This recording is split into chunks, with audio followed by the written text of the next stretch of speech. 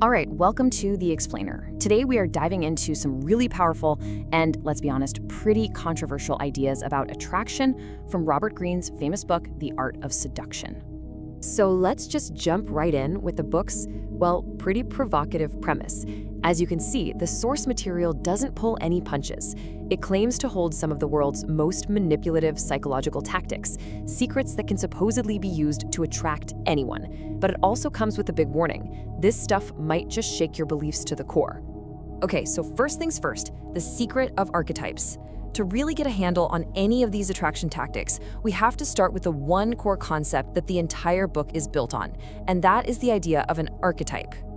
So what exactly is an archetype? Well, if you look it up, the formal definition is a recurring pattern of human behavior. You can kind of think of it like a preset character type that we all just subconsciously recognize no matter what culture we're from. And here's a great way to think about it that makes this whole complex idea super simple.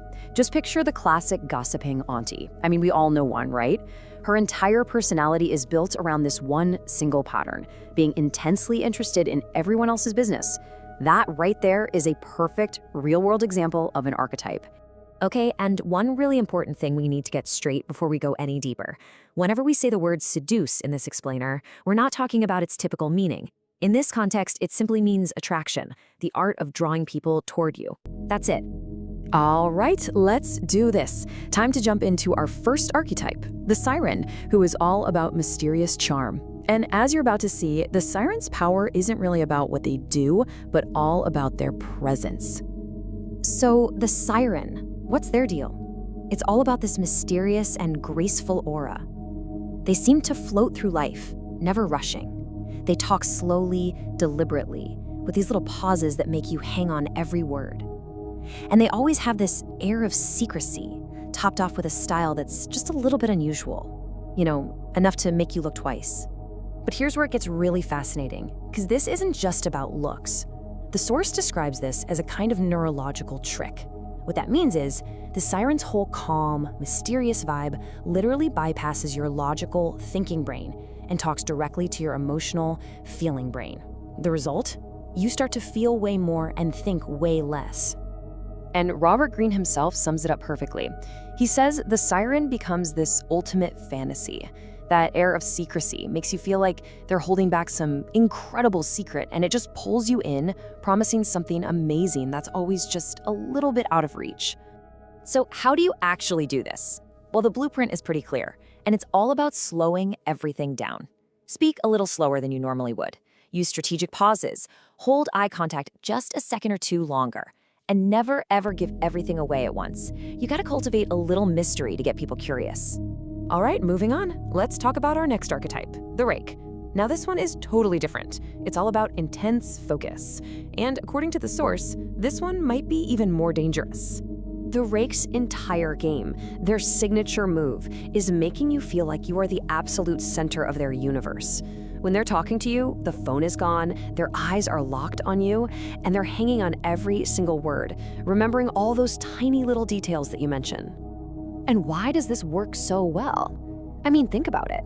In the world we live in, with notifications and distractions everywhere, when was the last time someone gave you their 100% undivided attention? It's so rare. It feels incredible. It gives your brain this huge dopamine hit, and before you know it, you can get addicted to that feeling of validation. So the playbook for the rake? It's actually pretty simple, but it's powerful. It all starts with putting your phone away.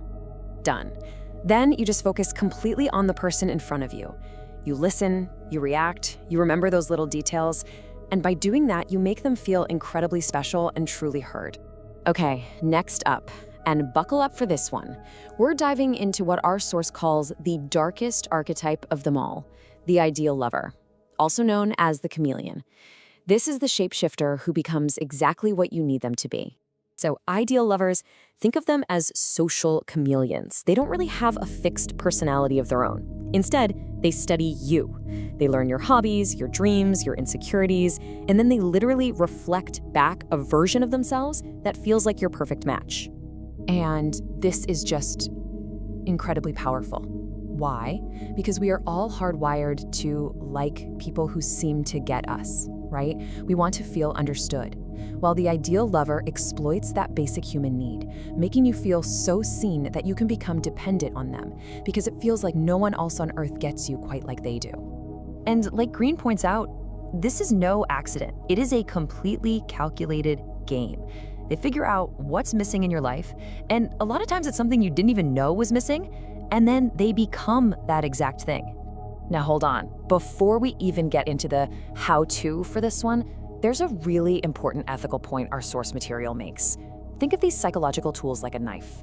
In a surgeon's hand, that knife saves a life. But in a criminal's hand, that same knife takes one. The tool itself is neutral. It's the intention behind it that matters. So, the actual strategy here, it's all about becoming a master observer. You have to understand someone's entire world, what they post on social media, who their friends are, what they care about, so that you can then subtly mirror it all back to them and fit perfectly into their life.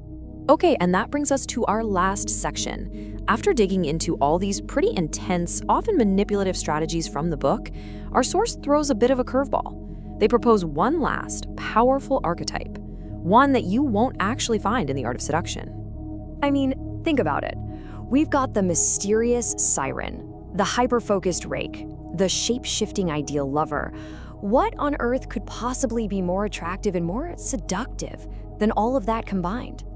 Well, the answer we're given is surprisingly simple, refreshing even.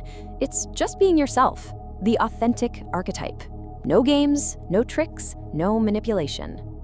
And that really leaves us with one final big question to chew on. In a world where it feels like almost everyone is performing, putting on some kind of a show, maybe the most powerful, most attractive thing you can do isn't to become someone else, but to have the guts to be unapologetically 100% yourself. I'm an icon, man. I'm a girl about a 10. I should fuck her in a Benz.